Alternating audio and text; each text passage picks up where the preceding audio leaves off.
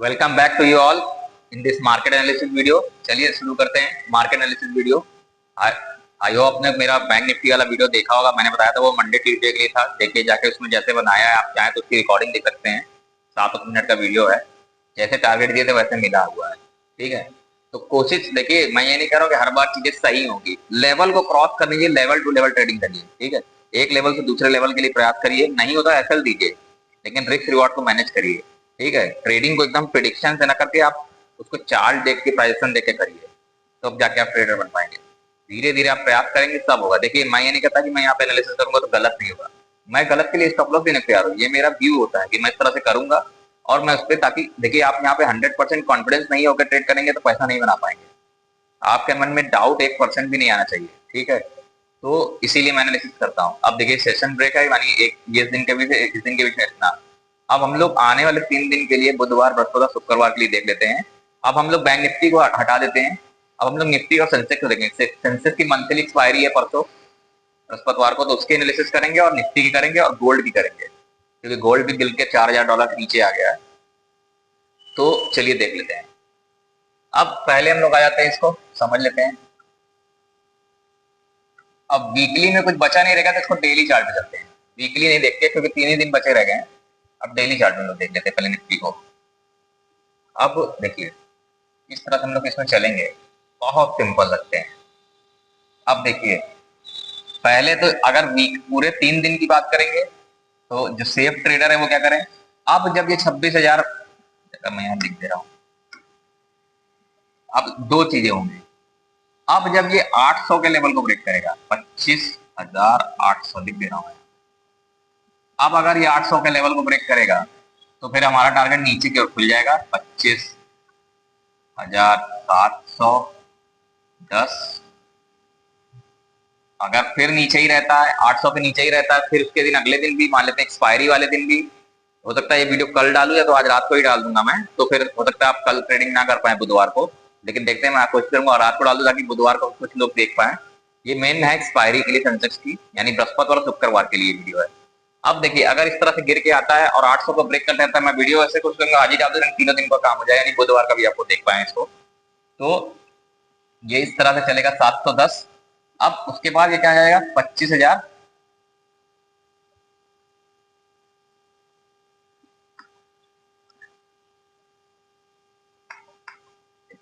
अगर 800 के लेवल को ब्रेक करेगा तो हमारा टारगेट क्या होगा, 25,710, 25,650 और लास्ट टारगेट कहां पे, सपोर्ट पे 25,600, 25,600 ये सपोर्ट पे है। बस इसी इतना ही टारगेट हम लोग रखेंगे। ये पूरे 3 दिन का टारगेट मैं बता रहा हूँ जो बचे हुए हैं, इस तरह से हम लोग ट्रेडिंग करेंगे। क्योंकि ये क्या है, एक इनडिसाइसिव कैंडल बनाया है, एक डोजी कैंडल बनाया हुआ है, जिसमें कोई डिसीजन नहीं ले पा रहे बाहर सेलर कि 26,000 के ऊपर ले जाना है कि 26,800 के नीचे लाना है। ना तो वो 26,800 के नीचे ला पा रहे हैं और ना ही 26,000 के ऊपर ले जा पा रहे हैं ठीक से। ठीक है, जैसे ही 26,000 का सेल ऑफ आया, जैसे ही 26,800 के नीचे जाने की कोशिश करते हैं, बाहर आते हैं जोर से। तो अब क्या है, लड़ाई फाइनल हो चुकी है, यानी अब जो मंथली एक्सपायरी आएगी आपको अच्छा मूव देखने को मिलेगा, यानी बचे हुए 2-3 दिन में जो आपको एक अच्छा मूव देखने को, इसीलिए मैंने ये वीडियो बना दिया है। अब ध्यान रखिएगा 800 को ब्रेक करे तो नीचे के टारगेट पकड़ लीजिएगा 2-3 दिन में। अब 2 दिन में, मैं भी एक दिन में भी दे सकता है मंथली सेंसेक्स की मंथली एक्सपायरी में अच्छा मूव आ सकता है, क्योंकि इसने वॉल्टिलिटी क्रिएट कर दी है। हो सकता है कल साइडवेज करे, उसके बाद ये 2 दिन अच्छा मूव कर सकता है। ठीक है, दो में से एक दिन तो अच्छा मूव आना ही, यानी बृहस्पतिवार शुक्रवार में से आप एक दिन अच्छा पैसा आपको बनेगा। तो कोशिश करिएगा कि आप जो आपने पैसे बचा रखे हैं बहुत लोग, अब उसको अच्छे से यूटिलाइज करें। ठीक है, तो ये हो गया 600 का टारगेट। अब ये डेली चार्ट में बता रहा हूँ 2 से 3 दिन के लिए। अब अगर ये इनकेस मान लीजिए अब ये इस तरह से नीचे अगर ब्रेक करेगा तो इस तरह के टारगेट। अब देखिए क्लोजिंग कहाँ पे है, 36 पे, 25,036। अब हम लोग इसको मान लेते हैं कि 25,950। अगर यहाँ सस्टेन करे, सस्टेन करने का मतलब रुके 950 को टच करके वापस आ जाए, मतलब कि वहां पे रेजिस्टेंस ले रहा है। अगर 950 के ऊपर रुकना शुरू करेगा तो हमारा टारगेट कहाँ हो जाएगा, सीधे पहला टारगेट 26,030 का। 950 के ऊपर रुकना चाहिए। ठीक है, बार बार बोल रहा हूँ, ये 2 से 3 दिन के लिए मैं बता रहा हूँ, किस तरह चलेगा मुझे नहीं पता है, मैं बता रहा हूँ टारगेट कैसे निकलेगा। अब अगर ये 30 को निकालता है तो सीधा 26,103 और इसको भी निकालना शुरू कर देता है। मान लेते फ्राइडे का दिन आ गया, 26,000 ऊपर क्लोजिंग मिल गई, हम सब एज्यूम करके चलते हैं। और अगर 26,000 के नीचे क्लोजिंग कल तक मिल, अरे 800 के नीचे क्लोजिंग करता है तो ये नीचे के टारगेट 600 के खुल जाएंगे। और अगर ये जब देखिए अब वीक तभी होगा जब ये वीक एंड में कब जाएगा, जब ये 825 के नीचे क्लोज करना, यानी 800 के पास क्लोज करे, 800 के नीचे क्लोज करे, तब जाके वीक होगा, वरना भी ये बुलिश हैंड नहीं है। यानी अगर कल फ्लैट खुलता है या थोड़ा बड़ा गैप अप गैप डाउन खुलता है, अभी हम लोग एनालिसिस करेंगे डेली चार्ट पे। अभी मैं 5 मिनट का टाइम फ्रेम लगाऊंगा तो देखेंगे कल परसों कैसे चलेगा। अभी पूरा 3 दिन का व्यू बता रहा हूँ किस तरह से लेवल पे आपको ट्रेडिंग करनी है। 950 के ऊपर अगर टिकता है तो ये टारगेट मिल जाएंगे, और अगर फ्राइडे बचा रह जाता है तो फिर हो सकता है आपको 26,200 भी जाते हुए दिखे, 201 ये हो जाएगा अगर टिकता है। वरना कोशिश करिएगा बस यही जो हाई क्लेम किया है 26,103 इसके ऊपर जाएगा तो ये 150,000 भी आ सकता है। फिर ये 200 ना पकड़िए, बीच में टारगेट 150 पकड़ लीजिए। जो भी अगर मान लीजिए इंडेक्स ट्रेडिंग कर रहे हैं, ऑप्शन ट्रेडिंग, उनको किस तरह चलना है इस तरह। लेकिन मैं करता हूँ, लेकिन मैं राय नहीं देता सब करें, क्योंकि मैं मेरे पास 5 साल का अनुभव है। तो आप लोग कोशिश करिए कि आप फ्यूचर्स में कर लीजिए, स्टॉक में कर लीजिए, सब ऐसे ही चलते हैं। तो एनालिसिस ऐसे ही होती है। अब हम लोग चलते हैं जल्दी से डेली चार्ट पे देखते हैं। अरे 5 मिनट के टाइम फ्रेम में कैसे चल सकता है, आ जाते हैं हम लोग निफ्टी के 5 मिनट के टाइम फ्रेम पे। तो आप लोग लेवल को चाहे देख लिया करिए, और आप जरूरी नहीं आप इस पे करें, आप इसको जाके घर पे देखें कैसे चल रहा है, कैसे मूव कर रहा है। मेरे बताए हुई चीजों को फॉरवर्ड टेस्टिंग करें। बैक टेस्टिंग मैंने इसीलिए डाटा दे देता हूँ कि भैया ये लिखा हुआ है, आप देखो कितना सही हो रहा है कितना गलत हो रहा है। मेरे बताने में मत जाओ, मैं तो बोलूंगा सही हो रहा है, जब गलत होगा तो गलत भी बोल दूंगा, लेकिन उससे आपका कोई फायदा नहीं है। आपका फायदा तब होगा जब आपको मेहनत करके बैक टेस्ट करोगे। मैं तो फॉरवर्ड टेस्टिंग के लिए डाटा देता हूँ कि भाई कल के लिए टेस्ट कर लो, ताकि आपका मन लगे लाइफ स्टाइल में। अब देखो, अब देखिए इंट्राडे के लिए क्या है, एकदम साफ दिख रहा है। अगर ये मान लेते थोड़ा बहुत कंडीशन बता दे रहा हूँ, अगर मान लेते गैप डाउन खुलता है, मान लेते हैं यहाँ कहीं गैप डाउन खुल जाता है, गैप डाउन, गैप डाउन अगर खुलता है ये, यानी नीचे थोड़ा सा खुलता है, और ये फिर वही बता दे रहा हूँ फिर से, अगर ये आज का लो 810 है, 810 25,810 को ब्रेक करेगा तो सीधा सीधा पहला टारगेट कहाँ पे होगा। मैं इंट्राडे की बात कर रहा हूँ अभी, 750, 25,700, 25,700 और लास्ट में 25,660।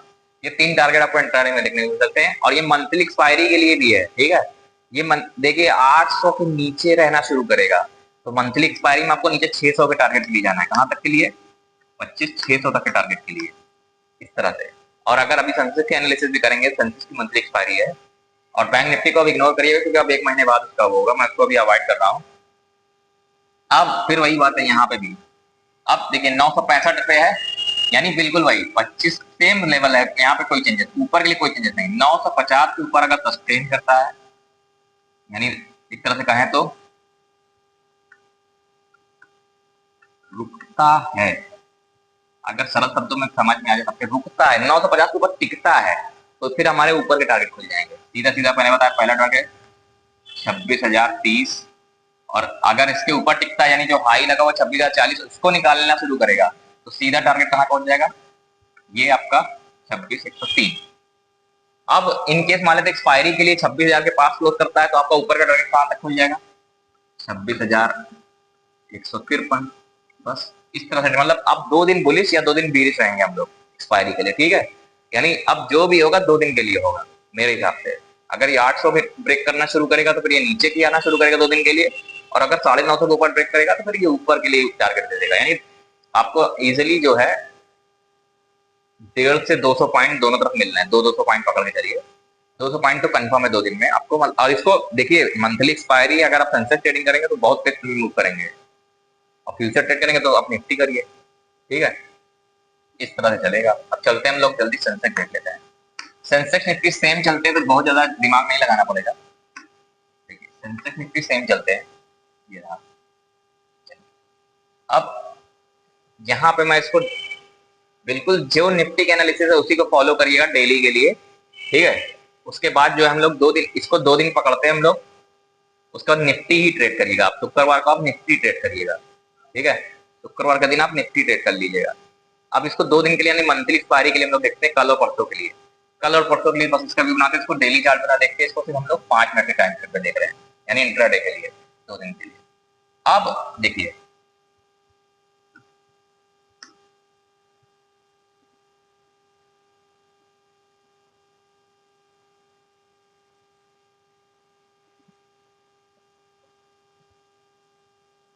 ये इस तरह से ट्रेंड लाइन आ रही है यहाँ से, ये आप ना समझ पाएंगे। देखिए अगर जिस लेवल पे ये ब्रेकआउट लेवल पे है,